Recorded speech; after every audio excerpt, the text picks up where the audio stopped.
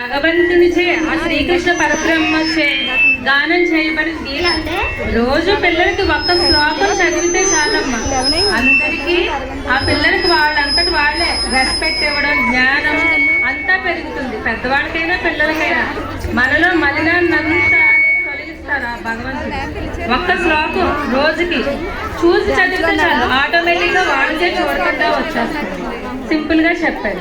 ఇప్పుడు ఈ పిల్లలకి ఈ వారం రోజుల్లో నేర్పిన శ్లోకాలు వాళ్ళు పాడతారు. హరి ఓం